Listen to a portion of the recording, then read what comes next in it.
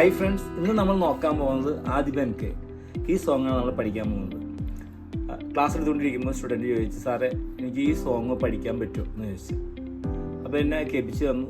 ആ നോട്ട്സ് കൊടുത്ത് ഫാസ്റ്റായിട്ടൊന്നും പ്ലേ ചെയ്തില്ലെങ്കിൽ അവൻ നോട്ട്സൊക്കെ മനസ്സിലായി. അടുത്ത ആഴ്ച വരുമ്പോഴേക്കും അവൻ പഠിച്ചിട്ട് വരും. അപ്പോൾ കുട്ടികൾക്ക് ഇൻട്രസ്റ്റിംഗ് ആയിട്ടുള്ള സോങ്സ് കൊടുത്താൽ മാത്രമാണ് അവർ പഠിക്കുകയുള്ളൂ. നമ്മൾ പഠിച്ച കുറേ നോട്ട്സ് അവർക്ക് കൊടുത്തുകൊണ്ട് അവർ പഠിക്കണമെന്നോ അതിനോട് താല്പര്യം കാണിക്കണമെന്നില്ല. അവർക്ക് ഇഷ്ടപ്പെട്ട സോങ് ഏതാണോ അത് ലെസനായിട്ട് കൊടുത്തു കഴിയുമ്പോൾ അവർ തീർച്ചയായിട്ടും പഠിക്കും. അപ്പോൾ ഈ സോങ്ങിനെ കുറിച്ച് നമുക്ക് പഠിക്കാം. അത് ഇ മൈനറാണ്. നമുക്കറിയാമല്ലോ ഇ മൈനർ. ഈ വരുന്ന കോഡുകൾ E minor, G, A, D.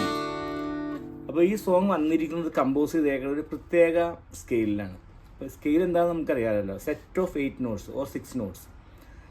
ഈ സ്കെയിലൊരു പ്രത്യേകത, സാധാരണ ഇ മൈനറിൽ എഫ് ഷാർപ്പാണ് വരുന്നത്.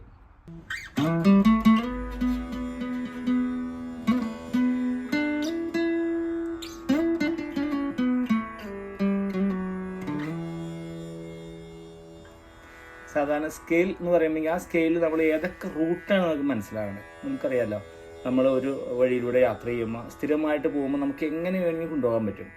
നമ്മൾ അറിയാൻ പാടില്ലാത്ത റൂട്ട് കൂടി പോകുമ്പോൾ നമുക്ക് ഭയങ്കര കൺഫ്യൂഷനാണ്. അപ്പോൾ കൂടുതൽ ഡീറ്റെയിലിങ്സിലേക്ക് നമുക്ക് പോകാൻ പറ്റില്ല. ഇതൊരു സോങ് വളരെ പോപ്പുലറായിട്ടുള്ള രാഗത്തിലാണ് കമ്പോസ് ചെയ്തേക്കുന്നത്. ഈ രാഗത്തിൽ തന്നെ ഒത്തിരി സോങ്സ് കമ്പോസ് ചെയ്തിട്ടുണ്ട്. ക്ലാസിക്കലായിട്ട് അധികം ഒരു ജ്ഞാനം ഇല്ലെങ്കിലും എൻ്റെ ഏകദേശം ഒരു ആഭേരിയുടെ റൂട്ടായിട്ട് എനിക്ക് ഫീൽ ചെയ്യുന്നത്. ആഭേരി എന്നുള്ള സോങ് രാഗം വന്നേക്കണ ഒത്തിരി സോങ്സ് ഉണ്ട്. നമ്മൾ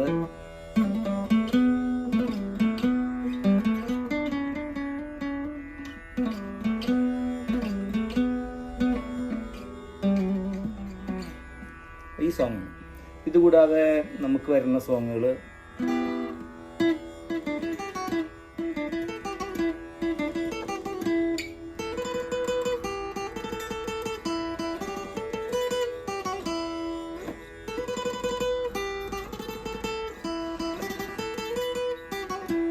നിങ്ങൾക്ക് മനസ്സിലായി കാണുന്ന വിചാരിക്കണം.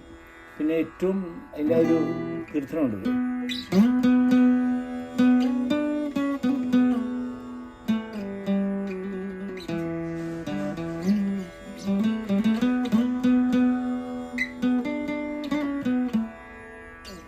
ഇത് കേട്ടിട്ടുണ്ടാകുന്നുണ്ട്.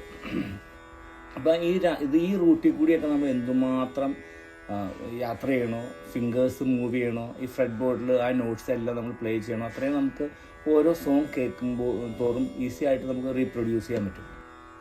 എൻ്റെ അടുത്ത് ആ സ്റ്റുഡൻ്റ് ആവശ്യപ്പെട്ടത് അതിനിടയ്ക്ക് വരുന്ന സ്വരങ്ങളാണ്. ആ സ്വരമാണ് അതിനെ ഏറ്റവും ഭംഗിയുള്ളതാക്കണം. അതോടൊപ്പം തന്നെ സോങ്. അപ്പം ഇന്ന് നമ്മൾ ആ സ്വരത്തിൻ്റെ നോട്ട്സാണ് പറഞ്ഞു തന്നത്. ഞാൻ ആ നോട്ട്സ് എൻ്റെ സ്റ്റുഡൻറ്റിന് പറഞ്ഞു കൊടുത്തു.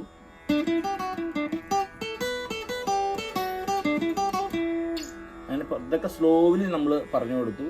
ഫാസ്റ്റായിട്ട് പ്ലേ ചെയ്യാനായിട്ട് അത്രയും കപ്പാസിറ്റി വന്നിട്ടുള്ള 2 കാര്യങ്ങളാണ്. ഒന്ന്, ഫിംഗർ മൂവ് ചെയ്യണം, പിന്നെ സ്ട്രൈക്കിങ് വളരെ ഇമ്പോർട്ടൻ്റ് ആണ്.